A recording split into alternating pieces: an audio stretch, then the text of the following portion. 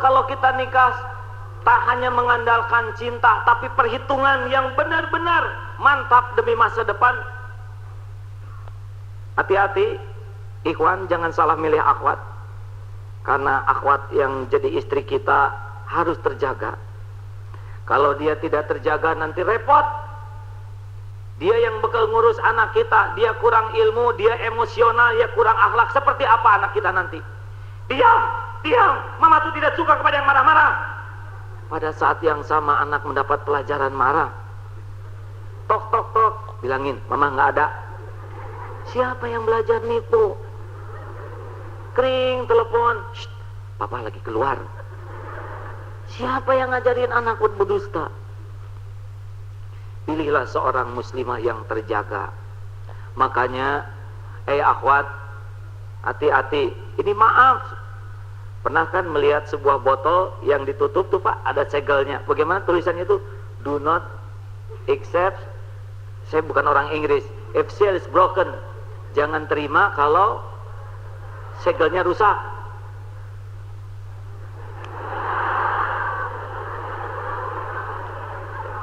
Saya harus hati-hati membahas ini. Akhwat, jaga diri baik-baik. Itu botol. Maha suci Allah yang menciptakan segel demi kemuliaan. Sudah, jangan diperpanjang, ini Ramadan. Kalau orang tidak bisa menjaga diri, subhanallah, ini peringatan supaya lebih hati-hati. Kalau dari awal mengandalkan cinta, hanya rupa, hanya harta, demi Allah, yang namanya harta kalau menjadi alat ukur pemilihan, harta itu yang akan jadi fitnah. Kalau hanya mengandalkan rupa, saya bertemu dengan orang yang dia menyesal memiliki istri cantik dan tidak sebanding dengan dia, karena saya disangka supir, kata. Ibu bapak, tentu saja takdir kaya, takdir rupa ini sudah bagian dari Allah. Tapi sebaik-baik pilihan, lihatlah agamanya. Dan apa indikator dia mampu memahami agama dengan benar? Lihatlah akhlaknya. Karena agama itu alat ukurnya adalah kemuliaan akhlak.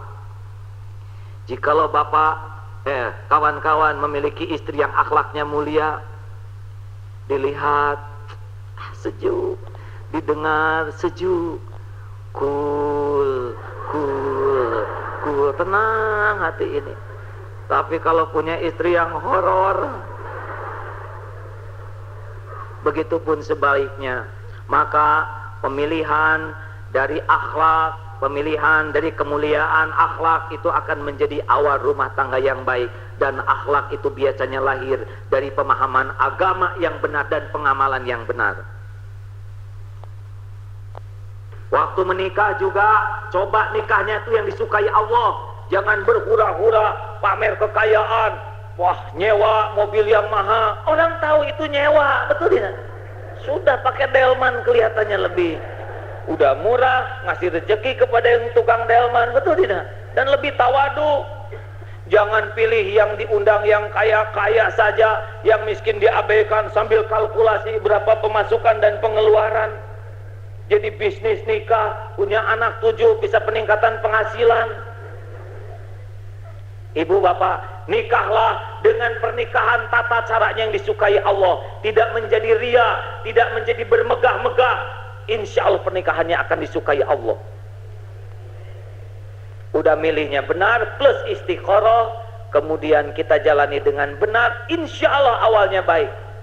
Dan yang tidak kalah pentingnya pertanyaan, lalu kenapa rumah tangga banyak yang babak belur? Penyebabnya adalah selain bibitnya kurang tepat, juga menikah itu banyak yang mengandalkan sisa waktu, sisa tenaga, sisa perhatian. Pulang ke rumah sudah capek, lihat anak diam-diam, bapak capek. Anak tidak mengerti, diajari dengan seperti ini. Ibu pulang kantor capek, bapak mau mesra juga bingung, ngecup kening kena PPO, betul ya? Membelai tengkuk kena salon, pas atau yang tempel, membelai kaki param kocok, jadi tidak ada pilihan.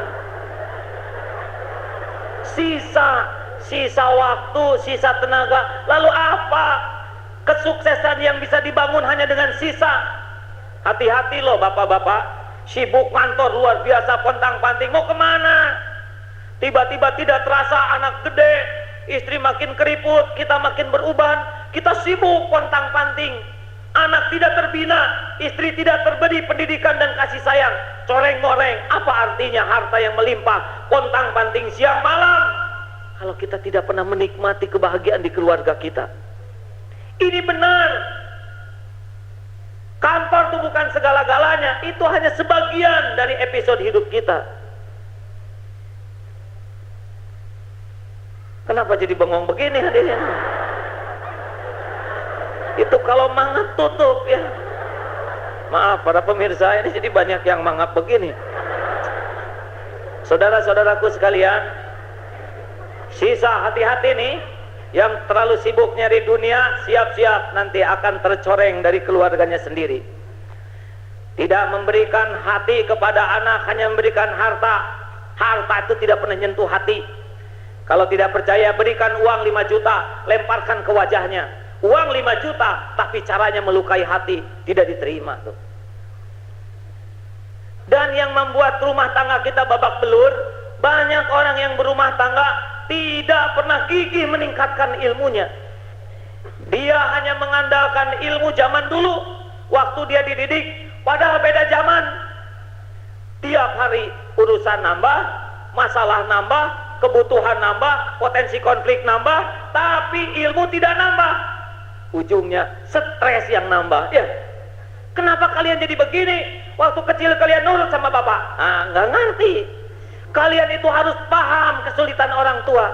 Kata anak, ya bapak dong yang paham keadaan anak. Ya, kami mah belum jadi orang tua. Ya kan salah menuntut anak paham. Harusnya bapak paham, ibu paham perkembangan anak. Bagaimana anak SD, bagaimana ABG, semua itu butuh ilmu. Dan ciri khas orang yang kurang ilmu dalam berumah tangga pasti ngandalkan emosi. Ini tuh bapak. Bapak tahu yang cari nafkah. Bapak nih, hati kecil anak mengatakan, kata siapa kakek, kan begitu. Mama juga sama, mama tuh sudah capek, ini standar. Sudah hamil, sudah melahirkan kalian. Mama tuh sudah bersimbah semua. Dah aja. Sedikit aja satu patah kata, kalau anak itu agak kurang ajar, siapa suruh hamil, kan begitu. Enggak boleh. Kalau kita sudah menyebutkan jasa, menyebutkan otoritas, hanya mengandalkan emosi, itu ciri-ciri kurang ilmu. Nah, saudara-saudaraku sekalian, jadi harus bagaimana sekarang? Bagaimana si rumah tangga yang ideal? A'udzubillahi minasyaitonirrajim. Wa min ayatihi an khalaqalakum min anfusikum azwajan litaskunu ilaiha wa ja'ala bainakum mawaddah wa rahmah. Inna fi dzalika laayatil liqaumin yatafakkarun. Saudara-saudaraku, sebetulnya rumah tangga itu adalah karunia besar dari Allah agar kita bisa merasakan surga di dunia. Baiti jannati, rumahku surgaku. Yang termahal dari kehidupan ini ketentraman batin. Seharusnya rumah itu jadi pangkalan ketentraman batin. Litaskunu ilaiha. Tentram harusnya kita dengan pasangan kita. Pulang kantor banyak masalah, jalan macet, rindu pulang ke rumah. Karena di rumah benar-benar sikap istri yang ketika dilihat di jalan tuh terbayang istriku. Istri pergi ke pasar, banyak masalah, banyak urusan. Ingat ke rumah, karena rumah tempat yang paling menyejukkan dan menenteramkan. Anak ke sekolah, banyak PR, teman-teman tidak akur, guru marah, capek, rindu pulang ke rumah. Kalau rumah sebagai basis ketentraman, subhanallah, tidak akan kemana-mana itu si bapak. Tapi kalau bapak mau pulang terbayang, wah, istri pasti nih nanya penghasilan gawat. Wah, pasti curiga nih, telat sedikit. Mau pulang tidak tenang, nyangkut di mana? Para istri, ingat baik-baik, jangan horor. Jangan membuat suami tidak merasa tentram di rumah. Habis suami saya sih salah sendiri, kenapa milih dia? Habis saya nggak ada lagi pilihan. Nah, itu urusan saudara. Harus berjuang sekuat-kuatnya, tahan agar suami datang, dia merasa tentram, tidak pernah merasa terancam. Anak pulang merasa aman. Begitupun bapak, jangan sampai bapak datang ke rumah baru klakson, tidit, wah cilaka, si bapak datang.